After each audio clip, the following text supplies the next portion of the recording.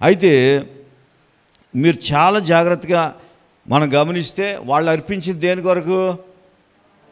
వాళ్ళని కడగాలని, వాళ్ళ పాపాలు కడగాలని, తర్వాత ఏంటి, రక్షణ పొందాలని. ఈ రెండు విషయాలు జరగాలని, ఈ బ్లడ్ లేకుండా ఈ జరగవని వాళ్ళు ఆ రక్తాన్ని సమర్పించేవారు. అయితే విషయం ఏంటంటే అది బయట కడిగింది కానీ లోపల కడగలేదు. మీరు బయట కడిగింది మనిషిని చూడండి, 9వ అధ్యాయం 13వ వచనంలో ఏమని ఉంటుంది చూడండి ఒకసారి.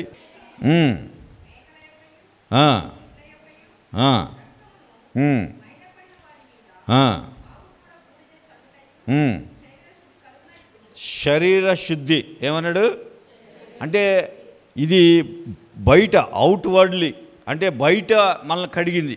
వాళ్ళని ఏం చేసిందంటే బయట కడిగింది. చాలా జాగ్రత్తగా వినాలి ఈ మెసేజ్, లేకపోతే మీకు సరిగ్గా అర్థం అవ్వలేదనుకో నిద్ర వచ్చేస్తుంది, నిద్ర వచ్చే అవకాశం ఉంటుంది. ఎందుకంటే ఇది చాలా లోతైన విషయాలు ఇవి.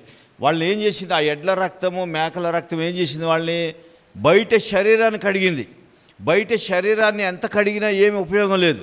తర్వాత ఇదొక పాయింట్, వీళ్ళు ఏ ఉద్దేశంతో ఇచ్చారు ఈ బలి? నిజానికి వీళ్ళు ఇచ్చింది ఏంటంటే మాకు లోపల కడగాలి మా పాపాలు, తర్వాత ఏం జరగాలి, రక్షణ కావాలి అనే ఉద్దేశంలో వాళ్ళు ఆ బలి అర్పించారు. కానీ జరిగింది ఏంటి, వాళ్ళు ఒకటి ఊహించారు కానీ వాళ్ళకి జరిగింది ఇంకోటి ఏంటంటే శరీర శుద్ధి చేసింది అది, అంతేగాని లోపల ఏం కడగలేదు. తర్వాత రెండో విషయాన్ని మనం గమనిస్తే 22వ వచనం చదవండి. మరియు ధర్మశాస్త్ర ప్రకారము సమస్త వస్తువులను రక్తము చేత శుద్ధి చేయబడుననియు. అంటే ఇక్కడ మనం గమనించాల్సింది ఏంటంటే ధర్మశాస్త్ర ప్రకారం వీళ్ళు బలి అర్పించారు. ఫస్ట్ ఏం జరిగింది, శరీరం బయట కడిగింది. రెండో విషయం ఏం చేసిందంటే వస్తువులు కడిగింది. ఆ గుడారంలో వస్తువులు, లేకపోతే ఆ మందిరంలో వస్తువుల్ని, మందస్సంలో ఉన్న వస్తువుల్ని కడిగింది. ఈ బలి వాళ్ళకి కావాల్సిన రెండు విషయాలు జరగలేదు వాళ్ళ జీవితంలో. ఆ రెండు విషయాలు జరగకుండా ఇంకొక రెండు విషయాలు జరిగాయి. ఏంటంటే శరీరం బయట కడిగింది, రెండవది వస్తువులు కడిగింది. వస్తువులు కడిగితే ఏం ఉపయోగం లేదు. అందుకే వాళ్ళు ఫెయిల్ అయిపోయారు. వాళ్ళ జీవితంలో సంపూర్ణ సిద్ధి పొందలేదని ఉంటుంది. హెబ్రీ పత్రిక 11వ అధ్యాయం చివరి వచనాల్లో వారు సంపూర్ణ సిద్ధి పొందలేదని ఉంటుంది. అందుకని దయచేసి గమనిద్దాం చూడండి, ఈ రెండు విషయాలు వాళ్ళకి జరగలేదు. అయితే వాళ్ళు ఆశించింది ఒకటి, జరిగింది ఒకటి. కానీ మనం జాగ్రత్తగా గమనిస్తే చూడండి, ఇప్పుడు నువ్వు కడగబడకపోతే, పాపాలు కడగబడకపోతే నీకు రక్షణ రాదు. ఈ రెండు కూడా కాబట్టి కడగలేదు కాబట్టి వాళ్ళకి ఏం రాలేదు, రక్షణ రాలేదు, పాప క్షమాపణ కలగలేదు. అందుకే రిపీటెడ్గా వాళ్ళు ఎవ్రీ ఇయర్ బలి ఇచ్చేవారు, వచ్చేసేవారు, కానీ దేవుడు క్షమించేవాడు. అది ఎందుకో తర్వాత ముందుకెళ్ళాక నేను చెప్తాను. అయితే చూడండి, కడగబడకపోతే ఏం రాదు, క్షమాపణ రాదు. రెండు సెపరేట్. కానీ ఈ రెండింటిని మనం గమనిస్తే యేసు ప్రభువారి యొక్క రక్తం ఏం చేసిందో మనం చూస్తే, అంటే ఎడ్ల యొక్కయు మేకల యొక్కయు రక్తము చేయలేనిది యేసు ప్రభువారి యొక్క రక్తం ఏం చేసిందో గమనిద్దాం. చూడండి 9వ అధ్యాయం 14వ వచనం.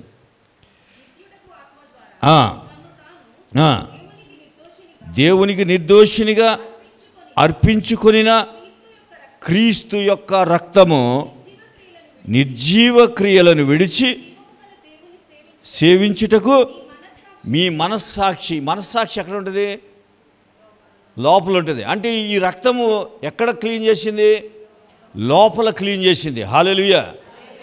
మనకి ఎక్కడ క్లీన్ అవ్వాలంటే మీరు గమనించండి, మన మనసులో ముందు ఏ విషయమైనా, ఏ స్ట్రగుల్ వచ్చినా మైండ్కి వెళ్తుంది. ఈ మైండ్ హార్ట్కి పంపిస్తుంది. అందుకే హార్ట్కి మైండ్కి కనెక్షన్ ఉంటుంది. కొంచెం చూడండి, మన మైండ్లోకి ఏదైనా ఒక చెడు వార్త రాగానే అది హార్ట్లోకి వెళ్ళి కొంచెం పెయిన్గా అనిపిస్తుంది, దుఃఖంగా అనిపిస్తుంది. అందుకని ఈ రెండింటి కనెక్షన్ ఉంటుంది. అందుకే ఎప్పుడు కూడా మైండ్ని క్లియర్ చేసుకుంటూ ఉండాలి. నువ్వు మైండ్ని, మనస్సాక్షి క్లియర్ అయితేనే నువ్వు అన్ని విషయాల్లో బాగుంటావు. ఇప్పుడు ఈ రక్తం ఏం చేసింది, లోపలికి వెళ్ళి నీ మనస్సాక్షిని కడిగింది. హల్లెలూయా. అందుకే ఇప్పుడు ఈ రక్తము మనకి ఎందుకు ఇంత ఇంపార్టెంట్ అంటే, ఆ రక్తం మనస్సాక్షిని కడిగింది కాబట్టి ఆ రక్తంలో ఏముందంటే క్షమించే సామర్థ్యం కూడా ఉంది. హల్లెలూయా. ఇప్పుడు ఎప్పుడైతే లోపల కడిగిన దానికి ఏముంటుందంటే, బయట నిన్ను క్షమించే విషయంలో కూడా పెద్ద విషయం కాదు. ఆ రక్తానికి లోపలే కడిగేసింది అది. కాబట్టి ఈ రోజున చూడండి, దీనికి క్షమించే అధికారం వేరు, రక్తం వేరు. ఇవాళ చాలా ఇంపార్టెంట్ అయిన విషయాలు చెప్తున్నాను. రక్తం చేసే పని ఏంటంటే నిన్ను లోపల కడగడం, కానీ క్షమాపణ దీంతో లింక్ లేదు. అది ఎలాగో మీకు ఇవాళ రేపట్లో తేలిపోద్ది. చూడండి, ఇప్పుడు నీకు క్షమించడం ఎలా జరిగిందో చూద్దాం. చూడండి, మత్తయి సువార్త 26:28 చూడండి.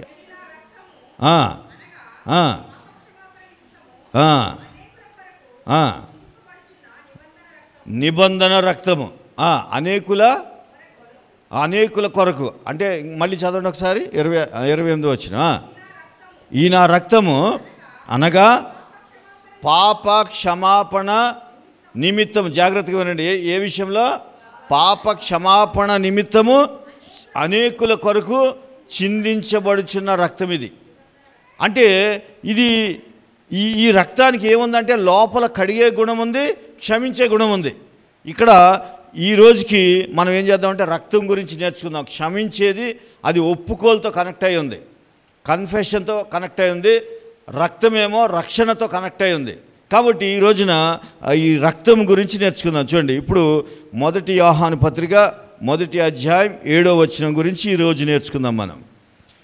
మనకి ఎందుకని మన జీవితంలో మరి ప్రతి సంవత్సరం వాళ్ళు పట్టుకెళ్ళారు బలి, ప్రతి సంవత్సరం మనం కూడా అస్తమానం పాపం అంటున్నాం కదా, దానికి ఏంటి మరి ఈ రక్తంలో ఉన్న గొప్పతనం ఏంటి, మరి ఎందుకని మనం ఇలా చేస్తున్నాం? ఇవన్నిటికీ ఆన్సర్స్ మనకు దొరుకుతాయి. అయితే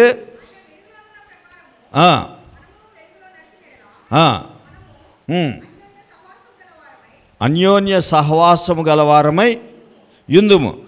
అప్పుడు యేసు రక్తము ప్రతి పాపము నుండి మనలను పవిత్రులుగా చేయును. ఇక్కడ చాలా విషయాలు ఉన్నాయి. ఈ రాత్రి ఈ వచనం గురించి నేర్చుకుందాం. ఈ వచనం మనకి ఏం చెప్తుందంటే 9వ వచనం రేపు మాట్లాడుకుందాం. 7వ వచనానికి 9వ వచనానికి లింక్ ఉంది, కానీ అది రేపు మాట్లాడతాను. 7వ వచనం గురించి వాళ్ళు మాట్లాడితే కడగబడడం, ఈ రక్తం ఏం చేస్తుందట? కడుగుతుంది. అయితే ఈ కడగబడడం అనేది నీ కన్ఫెషన్ మీద ఆధారపడలేదు, నీ ఒప్పుకోలు మీద ఆధారపడలేదు. చూడండి, ఇప్పుడు ఎవరిని కడుగుతుంది ఈ రక్తం అంటే యేసు నామమును ప్రభు అని ఆయన్ని ఒప్పుకొని నువ్వు రక్షకుడిగా అంగీకరించి నీ నోటితో ఒప్పుకొని మన బాప్తిజం తీసుకుంటాం, క్రైస్తవులుగా మారుతాం, క్రీస్తుని అంగీకరిస్తాం. వారి విషయం గురించి మాట్లాడుతున్నాడు. వారి విషయంలో ఏమని మాట్లాడుతున్నాడంటే ఈ రక్తము నిన్ను కడుగుతుంది. కాబట్టి కడిగే విషయంలో నీ ఒప్పుకోలు అవసరం లేదు. ఎందుకో నేను చెప్తాను చూడండి.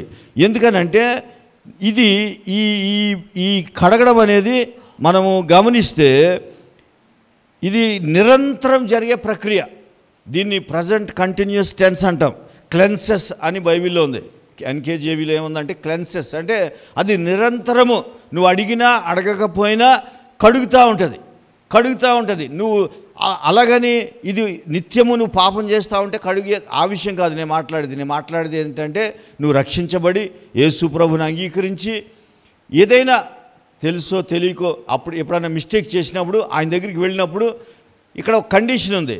ఎవరిని కడుగుతుందంటే యేసుని ప్రభు అని ఒప్పుకున్నవారు ఆయన వెలుగులో నడుస్తూ ఉంటారు. ఇక్కడ చాలా ప్రాముఖ్యమైన విషయం ఏంటంటే ఇప్పుడు ఈ రోజున సిలువ ధ్యానాలకు వచ్చాం. తప్పు చేసి వచ్చామో తప్పు చేసి రాలేదో మనకు తెలియదు, బయట ఏమో జరుగుంటాయి మార్నింగ్ నుంచి. అయితే ఇక్కడికి వచ్చాం. ఇక్కడ నీకు నిరంతరం ఏం జరుగుతూ ఉంటుందంటే ఆయన పరిశుద్ధ రక్తం నిన్ను కడుగుతూ ఉంటుంది. ఇది నిరంతరము జరిగే ప్రక్రియ అనమాట. దీనికి ప్రాముఖ్యమైన పాయింట్ ఏంటంటే ఈ కడగబడ్డానికి నీ కన్ఫెషన్ స్టేట్మెంట్ అవసరం లేదు, నువ్వు ఒప్పుకోలు చేసుకోవాల్సిన అవసరం లేదు. అంటే నా పాపాలు క్షమించిన ఆయన అని అడగనవసరం లేదు. ఎందుకనంటే నువ్వు వెలుగులో నడుస్తున్నావు కాబట్టి నీ పాపములు క్షమిస్తా, అది శుద్ధి చేస్తూ ఉంటుంది. నిరంతరం జరిగే పని అది ఆటోమేటిక్గా జరుగుతూ ఉంటుంది. అది ఎందుకు జరుగుతుంది అనేది నేను కొంచెం ముందుకు వెళ్ళాక చెప్తాను. ఇది రెండు విషయాలు, దీంట్లో మనం మళ్ళీ రెండు విషయాలు మనం నేర్చుకోవాలి. ఏంటంటే ఈ కడగడం అనేది దేంతో కనెక్ట్ అయింది? రక్తంతో కనెక్ట్ అయింది. రక్తము దేనితో కనెక్ట్ అయిందంటే రక్షణతో కనెక్ట్ అయింది. నువ్వు రక్షించబడిన వ్యక్తివి కాబట్టి ఆ రక్తం ఏం చేస్తుందంటే నిన్ను నిరంతరము కడుగుతూ ఉంటుంది అనమాట. ఇది ఎందుకు కడుగుతుందంటే నువ్వు వెలుగులో నడుస్తున్నావు కాబట్టి. వెలుగులో నడవడం అంటే యేసుతో నడుస్తున్నావు కాబట్టి, ఆయన సన్నిధిలో నువ్వు గడుపుతున్నావు కాబట్టి ఆ రక్తము నిరంతరము నిన్ను కడుగుతూనే ఉంటుంది. దీనికి మనకు ఒప్పుకోలుతో సంబంధం లేదని మనం చెప్పుకున్నాం. కాబట్టి దయచేసి గమనించండి, ఈ రక్తం కడిగే విషయాన్ని పౌలు గారు కూడా చెప్తాడు. ఎక్కడంటే కొరింథీ పత్రిక తీయండి, 6వ అధ్యాయం 11వ వచనం. అయితే అంతకుముందు 10వ వచనం కూడా చదవండి, 9 నుంచి చదవండి.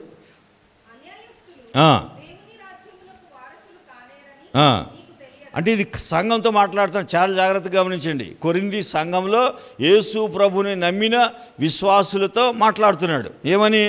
మీలో అన్యాయస్తులు దేవుని రాజ్యం వారసులు కారని మీకు తెలియదా? మోసపోకుడి,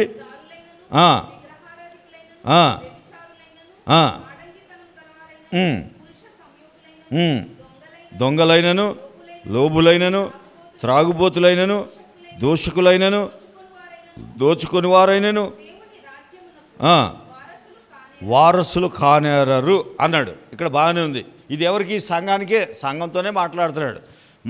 ఎందుకు మాట్లాడుతున్నాడంటే ఆ సంఘంలో వ్యభిచారం చాలా ఎక్కువగా ఉంది. ఆ సంఘం అంతా ఎక్కువగా వ్యభిచారంలో ఉంది. యేసు ప్రభువుని నమ్మారు కానీ వ్యభిచారంలో ఉన్నారు వాళ్ళు. అందుకని ఇవన్నీ చెప్పి ఆ తర్వాత 11వ వచనంలో ఏమన్నాడు చూడండి. మీలో కొందరు, చాలా జాగ్రత్తగా అండర్లైన్ చేసుకోండి, మీలో కొందరు అంటే అప్పటికే ప్రభువుని అంగీకరించిన వాళ్ళు.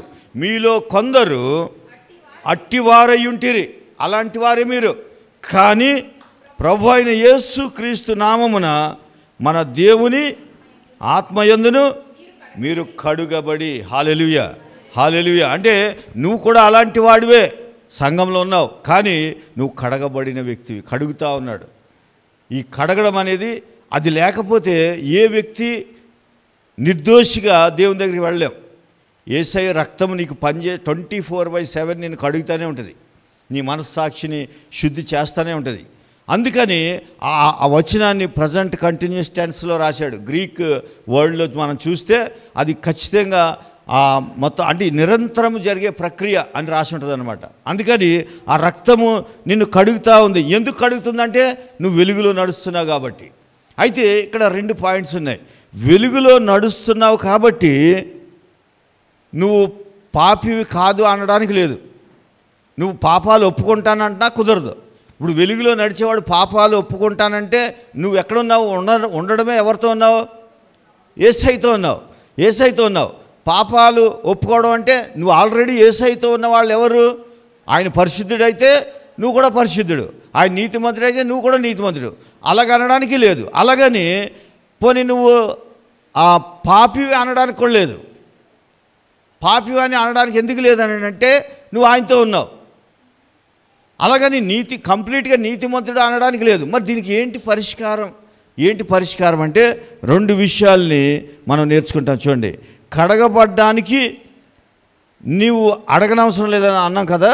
అయితే దీనికి కారణం ఏంటంటే ఈ 2 విషయాల్ని నీ మైండ్లోంచి తీసేయడానికి దేవుడు ఒక విషయాన్ని పెట్టాడు. ఏంటంటే నువ్వు వెలుగులో ఉన్నావు కాబట్టి నువ్వు కడగబడతా ఉంటావు, అంతే.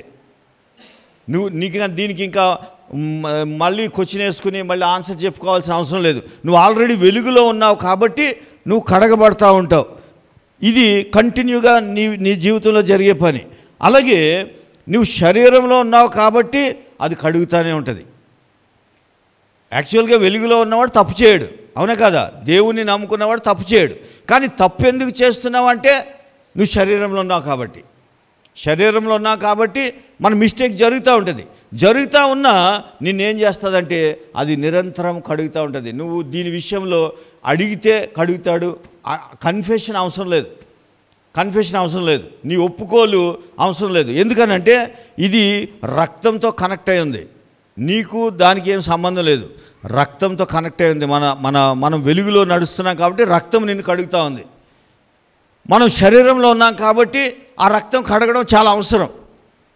శరీరంలో ఉన్న వ్యక్తి ఖచ్చితంగా పడిపోవడం 100%. అందుకే నీతిమంతుడు 7 మార్లు పడినను తిరిగి లేస్తాడు అన్నాడు. అంటే నీతిమంతుడు ఎందుకు పడిపోతాడు? అసలు ఒక ప్రశ్న. నీతిమంతుడు అయితే ఎందుకు పడిపోతాడు? మరి ఎందుకు పడిపోతామంటే మీకు ఒక విషయం చెప్తే కొంచెం ఇబ్బందిగా ఉంటుంది, కానీ అది అందరికీ తెలుసు. ఆ విషయం ఏంటంటే మనము ఈ భూమిని అంటే ఈ శరీరాన్ని విడిచిపెట్టి వెళ్ళేంత వరకు మనలో పాపం అనే నియమము ఖచ్చితంగా ఉంటుంది. నువ్వు ధర్మశాస్త్రానికి కానీ టచ్ చేసావనుకో దానికి బలం వస్తుంది. వాక్యంలోనే ఉంది, ఏమని? పాపమునకున్న బలము ధర్మశాస్త్రమే. అంటే ఆ నియమము శరీరంలో ఉంది, కానీ రక్తం నిన్ను కడుగుతుంది కాబట్టి నియమం బయటికి రాలేదు. ఎప్పుడైనా ధర్మశాస్త్రాన్ని టచ్ చేసావనుకో దానికి బలం వస్తుంది. బలం వచ్చి నువ్వు తప్పు చేస్తావు. తప్పు చేస్తే మళ్ళీ నీకు రెడీగా ఏముందంటే రక్తమే ఉంది, ఇంకా వేరేది విషయం లేదు. ఒక్కసారి బలి, కానీ నిరంతరము రక్తం నిన్ను కడుగుతూ ఉంటుంది. బలి మాత్రం ఎన్నిసార్లు? ఒక్కసారి బలి జరిగింది, కానీ నిరంతరము మన జీవితాంతము అది కడుగుతూనే ఉంటుంది. ఎందుకు కడుగుతుంది అని మనం అడగొచ్చు. అడిగితే నువ్వు వెలుగులో నడుస్తున్నావు కాబట్టి, ఆయనతో పాటు నడుచుకుంటూ వెళ్తున్నావు. అందుకే ఎప్పుడు కూడా నిన్ను నువ్వు పరీక్షించుకోవద్దు. నువ్వు వెలుగులో ఉన్నావో లేదో చూసుకోవాలి, అంతే. వెలుగు ఎవరు? యేసు ప్రభువారు. యేసు ప్రభువారితో నువ్వు నడుచుకుంటూ వెళ్తే నీ ఇప్పుడు చూడండి, మనం ఈ రూమ్లోకి రాగానే చీకటి ఉంది, లైట్ వేయగానే ఏముంది? వెలుగు వచ్చింది. ఇప్పుడు వెలుగులోనే ఉన్నావా లేదా? మేబీ మనం చీకట్లోంచి వచ్చాం, కానీ ఎప్పుడైతే స్విచ్ ఆన్ చేసామో లైట్ వచ్చింది, ఆ లైట్లో ఉన్నావు. ఇప్పుడు యేసు ప్రభువారు లైట్లో ఉన్నావు, నువ్వు ఆయనతో నడుస్తున్నావు. అలాగని కంప్లీట్గా నీతిమంతుడివా అంటే శరీరం ఉంది కాబట్టి అలాగ అనడానికి లేదు. అందుకే నువ్వు వెలుగులో ఉండమని చెప్పింది, ఎందుకంటే నిన్ను రక్తంలో కడుగుతాకి. ఇప్పుడు వెలుగులో కాకుండా దూరంగా ఉన్నావు అనుకో, నువ్వు కడగబడవు, నీ జీవితంలో ఇబ్బందులు కలుగుతాయి. అందుకే ఎప్పుడు కూడా నువ్వు నేను మన సంఘానికి ఎప్పుడు చెప్తాను, నువ్వు తప్పు చేసావా ఒప్పు చేసావా అవి నీ మనసులో పెట్టుకోవద్దు. యేసు ప్రభు సన్నిధిలో ఉండి అంతే, ఆ రక్తం నేను కడుగుతూ ఉంటుంది. హల్లెలూయా. అది కడుగుతూ ఉంటుంది. ఎందుకు కడుగుతుందంటే నువ్వు వెలుగులో ఉన్నావు కాబట్టి. రెండో విషయం ఏంటంటే నువ్వు శరీరంలో ఉన్నావు కాబట్టి కడగాల్సి వస్తుంది. శరీరంలో ఉన్నావు కాబట్టి ఏదో ఒకటి మిస్టేక్ జరుగుతుంది. అలాగని అది రెగ్యులర్గా చేస్తే అసలు నువ్వు రక్షణ పొందలేదని అర్థం. రెండు విషయాలు చెప్తాను చూడండి. మీరు రెగ్యులర్గా పాపం చేస్తున్నారు అనుకోండి, కంటిన్యూగా చేస్తుంటే దాని అర్థం ఏంటంటే అసలు నువ్వు రక్షణే పొందలేదు. రెండవది, నువ్వు అసలు ఆయన వెలుగులో నడవట్లేదని అర్థం. రెండు విషయాలు. నువ్వు వెలుగులో నడిస్తే పాపం చేయవు, ఒకవేళ చేసినా రక్తం కడుగుతుంది. కానీ నువ్వు కంటిన్యూగా పాపం చేస్తున్నావంటే అర్థం ఏంటంటే అసలు నువ్వు రక్షణే పొందలేదు. కాబట్టి ఈ విషయాల్ని మీరు గమనించండి. మనం ఆ రక్తం చేసే పని ఏంటంటే నిరంతరము మనల్ని కడుగుతూ ఉంటుంది. ఇప్పుడు చూడండి, యేసు ప్రభుతో 12 మంది శిష్యులు ఉన్నారు. 12 మంది శిష్యుల్లో 12 మంది శిష్యులు మీరు అనుకోవచ్చు అప్పటికి శిలువ మరణం అవ్వలేదని. శిలువ మరణం అయిన తర్వాత కూడా ఒకడు పోయాడు, 11 మంది ఉన్నారు. తర్వాత ఇంకొకళ్ళని యాడ్ చేసుకున్నారు. 12 మంది కలిసి పునరుద్ధరణ అయ్యాక కూడా వాళ్ళు మిస్టేక్స్ జరిగాయి. చూడండి, మీరు గమనించండి. వీళ్ళు పునరుద్ధరణ అయ్యి యేసు ప్రభువారు కనిపించాక వీళ్ళందరూ కలిసి ఎక్కడున్నారంటే వీళ్ళకి ఏం చెప్పాడు? మీరు యెరూషలేములో నిలిచి ఉండుడి, మీకు ఏదైతే వాగ్దానం చేశానో అది వచ్చేంత వరకు మీరు ఎక్కడికి వెళ్ళొద్దు, అది వచ్చిన తర్వాత మీరు పరిశుద్ధాత్మను పొందుకొని సువార్త చెప్పండి అని చెప్పాడు. చెబితే వీళ్ళు ఏం చేశారంటే వీళ్ళందరూ చేపలు పట్టడానికి వెళ్ళిపోయారు. చూసారా? అంటే పాత జీవితంలోకి వెళ్ళిపోయారు. పేతురు నేను వెళ్తున్నానంటే అయితే అన్న నేను కూడా వస్తున్నా అని ఒకటి చెప్పుకుని అందరూ చేపలు పడతాకి వెళ్ళిపోయారు. అంతే. అంటే మన జీవితంలో శరీరంలో యేసయ్యని ఎక్కడో మిస్ అయిపోతే యేసు ప్రభువారు వచ్చి మరలా వాళ్ళందరినీ దగ్గరికి తీసుకుని చాలా టీచింగ్ చేసి వాళ్ళకి చెప్పాడు, ఆ సువార్తని మీరు ప్రపంచమంతా చాటాలి. ఇవన్నీ చెప్పి పేతురుని 3 ప్రశ్నలు అడిగాడు. ఏమని? నువ్వు నన్ను ప్రేమిస్తున్నావా? నన్ను ప్రేమిస్తే నా గొర్రెల్ని కాయి. అంటే మనిషి ఎక్కడో చోట తప్పిపోతాడు. ఆయన శిలువ మరణ పునరుద్ధానాలు చూసిన వ్యక్తులు వీళ్ళు ఎక్కడో తప్పిపోయారు. కానీ తప్పిపోయినంత మాత్రాన వాళ్ళు వెలుగులో ఎప్పుడైతే ఉన్నారో రక్తం కడుగుతూ ఉంది, వాళ్ళని రక్తం క్లీన్ చేస్తూనే ఉంది. క్లీన్ చేసింది కాబట్టి వాళ్ళు ఈ రోజున హతసాక్షులుగా దేవునికి అర్పించుకున్నారు వాళ్ళు. అందుకే ఎప్పుడైనా జ్ఞాపకం ఉంచుకోండి, మన జీవితంలో రక్తం అనేది చాలా ప్రాముఖ్యం. కానీ పాత నిబంధనలో ఉన్న వాళ్ళకి అది లేదు. మీకు అది రేపు చెప్తాను దాని సంగతి. రేపు చాలా విషయాలు ఇంకా చాలా ఎక్కువ విషయాలు చెప్తాను రేపు ఒప్పుకోలు క్షమాపణ దేని మీద ఆధారపడి ఉంది, అసలు క్షమాపణ దేని కొరకు, మరి రక్తం కడుగుతుంది కదా, మనం పరిశుద్ధపరచబడ్డాం కదా, మరి క్షమాపణ దేని కొరకు, ఈ విషయాల్ని రేపు చెప్తాను. అయితే ఈ 7వ వచనాన్ని మనం నేర్చుకోవాల్సిన విషయాలు ఏంటంటే, మనం ఖచ్చితంగా రక్తం నిరంతరం కడుగుతూ ఉంటుంది. ఎందుకు కడుగుతుందంటే నువ్వు వెలుగులో ఉన్నావు కాబట్టి. ఎందుకు వెలుగులో ఉన్నా ఎందుకు కడగాల్సి వస్తుందంటే నువ్వు శరీరంలో ఉన్నావు కాబట్టి. తప్పనిసరిగా రక్తం యొక్క ప్రాముఖ్యత ఉంది. ఈ రక్తం ఎలాంటిదంటే ధర్మశాస్త్రంలో చెప్పబడినట్టుగా పైన కడిగేది కాదు, శరీర శుద్ధి చేయదు, మనస్సాక్షిని శుద్ధి చేస్తుంది. హల్లెలూయా. చూడండి, ఆ కొరింథీ సంఘంలో ఎలాంటి లిస్ట్ ఉండకూడదో చెప్పాడు. వీళ్ళందరూ దేవుని రాజ్యానికి వెళ్ళరన్నాడు. కానీ వెళ్ళరని ఏమన్నాడంటే ఒక మాట, చక్కటి మాట అన్నాడు. ఏమన్నాడంటే, మీలో కొందరు అట్టివారే. మీలో కొందరు ఎవరు? ఆ లిస్టులో ఉన్నవాళ్లే మీరు, అయినా మీరు కడగబడ్డారు. హల్లెలూయా. ఆ కడగబడ్డం అనేది లేకపోతే మన జీవితంలో ఏమీ లేదు. అందుకే మనం ఎందుకు సిలువ ధ్యానాలకు వచ్చామంటే ఆ రక్తం యొక్క విలువను తెలుసుకోవడానికి, ఆ రక్తం ఎంత విలువైందో మనకు తెలియడానికి మనము ఈ సిలువ ధ్యానాలకు వస్తున్నాం. ఎందుకంటే ఆ రక్తమే లేకపోతే మన జీవితంలో మనకి, అందుకే చూడండి, మన మనస్సాక్షికి నీకు ఇప్పుడు ఈ రాత్రి మీరు తెలుసుకోవాల్సిన విషయం ఏంటంటే, రాత్రి మనం ఏం తెలుసుకున్నాం? టైం లైన్ గురించి తెలుసుకున్నాం. ఈ రాత్రి మనం తెలుసుకోవాల్సిన విషయం ఏంటంటే, రక్తము నీ మనస్సాక్షిని శుద్ధి చేస్తుంది. నీ మనస్సాక్షి ఏం చెప్తుంది నీకు? చెప్పండి. నువ్వు రక్షించబడ్డావు, కానీ నీకేం చెప్తుంది నీ మనస్సాక్షి? చెప్పండి. మొగమాటమే లేదు. మనకేం చెప్తుంది? నువ్వు మంచిదానివి కాదు, మంచోడు కాదు, నీకు చేత కాదు, నువ్వు ఓడిపోయిన వ్యక్తివి, నువ్వు అన్నిట్లో, నువ్వు ఎక్కడికి వెళ్ళినా శనే, ఇలా కూడా అంటారు, నువ్వు ఎక్కడికి వెళ్ళినా శనే, నువ్వు ఐరన్ లెగ్గు, లేకపోతే ఏదో సంథింగ్ నీ మైండ్ నీకేం చెప్తుంది అంటే ఇవే చెప్తుంది. ఇప్పుడు నీ మనస్సాక్షిని దేంతో కడుగుతుందని నీకు తెలియాలి? రక్తంతో కడుగుతుంది. కాబట్టి ఇలాంటి ఆలోచనలు నీ మైండ్కి రానివ్వదు. అందుకే ఈ రోజున నేను ఈ వాక్యాన్ని ఎందుకు చెప్తున్నా అంటే 1:7 ఈ యోహాను పత్రిక మీరు చాలా మళ్ళొకసారి చదువుదాం. చూడండి, ఆ వాక్యాన్ని మీ మైండ్లో ఎప్పుడు పెట్టుకోవాలి. అయితే ఆయన వెలుగులో ఉన్నాడు. మనం వెలుగులో ఉన్నామని చెప్పట్లేదు. చాలా జాగ్రత్తగా గమనించండి. మనం రక్షించబడ్డాం, కానీ నువ్వు వెలుగులో ఉన్నావని చెప్తలేదు. ఆయన వెలుగులో ఉన్న ప్రకారము మనమును అంటే నిన్ను దేంట్లో నడవమంటున్నాడు? ఆయన చెప్పింది ఒకటే, నువ్వు మంచిగా చెడ పక్కన పెట్టి నీ జీవితంలో నువ్వేం చేస్తున్నావో తర్వాత సంగతి. నువ్వు నేర్చుకోవాల్సిన లెసన్ ఏంటంటే, ఆయన వెలుగులో ఉన్నాడు, నువ్వేం చేయాలంటే ఆ వెలుగుతో పాటు నడవాలంతే. ఆయన వెలుగులో నువ్వు నడవాలంతే. ఆయన నిన్ను వెలుగు అని చెప్పలేదు. ఆయన వెలుగు, ఆ వెలుగులో నువ్వు నడుస్తూ ఉంటే మనము అన్యోన్య సహవాసం గలవారమై యుందుము. అప్పుడు ఎప్పుడు నువ్వు పరిశుద్ధపరచబడిన తర్వాత ఆయన వెలుగు. అంతే. కారణం ఇక్కడ ఒకటే రీజన్. నువ్వు నీ స్థితి చూసుకుంటే ఎప్పుడు బాగోదు. నువ్వు పరీక్షించుకో. ఏ క్షణమైనా నీకేమన్నా నేను పరిశుద్ధుడిని అనిపించినప్పుడు నా దగ్గర రండి. నువ్వు ఆలోచన చేయి. 24/7 ఆలోచన చేయి.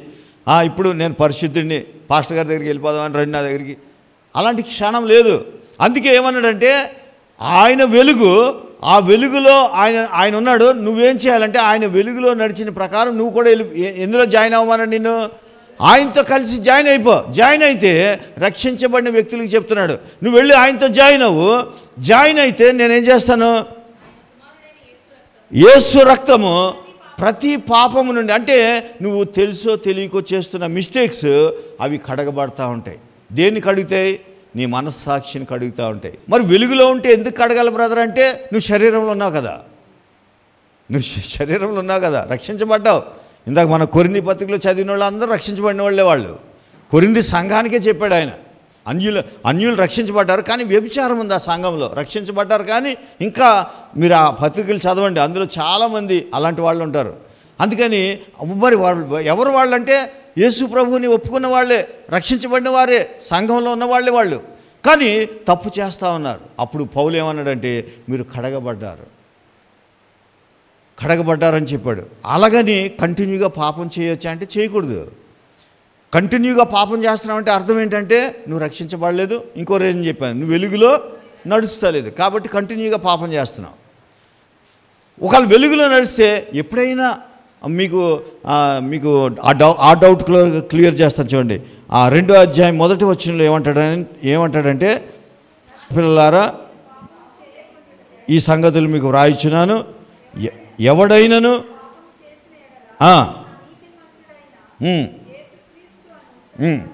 చేసిన ఎడల అంటే అర్థం ఏంటి? ఇఫ్ ఒకవేళ అన్నాడా, లేకపోతే నువ్వు చేస్తావన్నాడా? మనం ఇఫ్ అనే వర్డ్ని ఏమంటాం? సపోజిషన్ అంటాం. అంటే మేబీ జరగచ్చు, జరగకపోవచ్చు. అది జరుగుతుందని చెప్తలేదు, ఇది ఖచ్చితంగా నువ్వు చేస్తావని చెప్తలేదు. ఇఫ్ ఒకవేళ నువ్వు చేస్తే నీకెవరున్నారు? ఒక అడ్వకేట్ ఉన్నాడు తండ్రి దగ్గర అని చెప్తున్నాడు, మనల్ని ధైర్యపరుస్తున్నాడు. ఆ అడ్వకేట్ చేసే పని ఏంటి? ఆ వెలుగులో నువ్వు నడుస్తుంటే ఆ బ్లడ్ నిన్ను క్లెన్స్ చేస్తూ ఉంటుంది, నిరంతరము నిన్ను కడుగుతూనే ఉంటుంది, నీ మనస్సాక్షిని శుద్ధి చేస్తూ ఉంటుంది. శుద్ధి చేస్తూ ఉండగా మనం అన్యోన్య సహవాసం గలవారమే ఆయనతో జర్నీ చేస్తాం. జర్నీ చేస్తే ఓటమి నీ జీవితంలో ఉండదు, భయము నీ జీవితంలో ఉండదు. అంటాడు, ప్రేమలో భయం ఉండదు, ప్రేమలో ఏముండదు? భయం ఉండదు. నువ్వు భయపడుతున్నావు అంటే కారణం ఏంటి? ఆ వెలుగులో నడుస్తలేదు నువ్వు. నేను అనేది నువ్వు మిస్టేక్స్ చేసావా లేదా అనేది కాదు, ప్రతి వ్యక్తిలో మిస్టేక్స్ ఉంటాయి. ఇలా చెప్తే కొంచెం ఇబ్బందిగా ఉంటుంది, కానీ అంటే కొంతమంది ఏంటంటే నేను బోల్డ్గా చెప్తాను, అందరిలో మిస్టేక్స్ ఉంటాయి. మిస్టేక్స్ ఉన్నవాడు యేసయ్య నీ మిస్టేక్ని నువ్వు తప్పు చేసావని చెప్పడానికి రాలేదు ఆయన. నిన్నేం చేసాడు? నిన్ను అక్కడ ఎఫెసీ పత్రికలో ఒక మాట రాస్తాడు, మీరు చచ్చిన వారై ఉండగా అంటాడు. మీరు చచ్చిన వారై ఉండగా మిమ్మల్ని బ్రతికించడానికి వచ్చాడు. చాలామంది ఏమనుకుంటారంటే యేసు ప్రభువారు నీ యొక్క బలహీనత లేకపోతే నీ వ్యసనాలు మాన్పించడానికి వచ్చాడు, లేకపోతే నిన్ను ఏదో చేయడానికి, నిన్ను బాగు చేయడానికి వచ్చాడు, అలాగంటారు. అది కాదు, అసలు నువ్వు చచ్చిపోతే నిన్ను బ్రతికించడానికి వచ్చాడు. హల్లెలూయా. అది యేసు ప్రభువారి యొక్క గోల్. నువ్వు చనిపోయావు, ఆత్మీయంగా నిన్ను బ్రతికించడానికి వచ్చాడు, ఆయన బ్రతికించాడు. కానీ శరీరంతో ఉన్నాం కాబట్టి ఏదో ఒకటి జరుగుతూనే ఉంటుంది. చూడండి, పేతురు గారు ఆ గలతీ పత్రిక మనం చదివినప్పుడు యూదులు లేనప్పుడు ఏం చేస్తాడంటే ఈ అన్యులతో కలిసి భోజనానికి కూర్చుంటాడు. ఆ యూదులు రాగానే టక్కనే లెగిసి వెళ్ళిపోతాడు. వాళ్ళకి భయపడి యూదులకి. వెంటనే పౌలు కోప్పడతాడు పేతురు మీద, నువ్వు ఇది చేయడం వలన ఎవరైతే అన్యులు నమ్మారో వాళ్ళు ఒక ప్రశ్న, అసలు చాలా చాలా డేర్గా ఒక ప్రశ్న అడుగుతాడు, నువ్వు లేచిపోయావు నీ ఆచారం కోసమని, మరి వాళ్ళు ఆచారాలు వదులుకుని వచ్చారు కదా, మరి వాళ్ళ సంగతి ఏంటి, మళ్ళీ వాళ్ళని అది చేయమంటావు వెళ్ళా అని అడుగుతాడు. ఉందా లేదా గలతీ పత్రికలో? ఖచ్చితంగా ఉంది. అంటే పేతురుతో సహా శరీరంతో ఉన్న వ్యక్తి ప్రతివాడు ఏదో ఒక తప్పు చేస్తారు, ఏదో ఒకటి జరుగుతాయి. అలాగని కంటిన్యూగా పాపంలో ఉంటే నీకు 2 విషయాలు తెలియలేదు. ఏమని నేను పదే ఎందుకు చెప్తున్నానంటే మీ మైండ్లోకి రావాలని. నువ్వు కంటిన్యూగా పాపం చేస్తున్నావు అంటే అర్థం ఏంటి? 2 కారణాలు. ఒకటి, నువ్వు రక్షణ అన్నా పొందలేదు, లేకపోతే రక్షణ పొంది వెలుగులో నడుస్తలేదు. చూడండి, చాలామంది బాప్తిజం తీసేసుకుని మళ్ళీ క్రిస్మస్ కనబడతారు. క్రిస్మస్ కనబడితే నువ్వేం చేస్తావు? ఈ సంవత్సరం అంతా పాపం చేస్తూనే ఉంటావు. నువ్వు రక్షణే లేదు నీకు. ఇక రక్షించబడినవాడు ఖచ్చితంగా 100% వెలుగులో నడుస్తాడు. నీలో చీకటి ఉన్నా, నీలో వ్యాధి ఉన్నా, అంధకారం ఉన్నా, ఏమున్నా నువ్వేం చేస్తావంటే నిన్ను నువ్వు చూసుకో, యేసును చూస్తూ నడుస్తావు. ఆయన వెలుగు కాబట్టి ఆ వెలుగు దగ్గరికి వెళ్ళిపోతావు. చూడండి, ఇప్పుడు డాడీ ఉంటాడు, డాడీ దగ్గరికి పిల్లలు భయంతో వస్తారా, ప్రేమతో వస్తారా? వాళ్ళు తప్పు చేసినా ఏం చేస్తారు? తల్లిదండ్రుల దగ్గరికి వస్తారా, రారా? వచ్చేస్తారు. తండ్రి దగ్గర ఓపెన్ అయిపోయాడు, ప్రభా నా స్థితిలో ఉందా అన్నాడు. అంటే దానికే ఉందిరా, నేను ఉన్నాను కదా అన్నాడు. అందుకని సాతానుగాడు నిన్ను శోధిస్తూ ఉంటాడు. అందుకే వెలుగులో నడుస్తూ ఉండాలి. వెలుగులో నడిస్తే నీకే భయం ఉండదు. నువ్వు నిరంతరము నిన్ను ఎవరైనా సాతానుగాడు వచ్చి చెప్పాడనుకో, పాపం అన్నాడనుకో, పో నేను నీతిమంతుడిని అనాలి. హల్లెలూయా. ఎందుకంటే నువ్వు వెలుగులో నడుస్తున్నావు. అందుకే ఈ వాక్యం మీకు అర్థమైతే ఇంటికి వెళ్ళిన తర్వాత ధ్యానించుకోండి, ఈ రక్తం ఎంత ప్రశస్తమైందో, నిర్దోషమైందో, నిష్కళంకమైందో.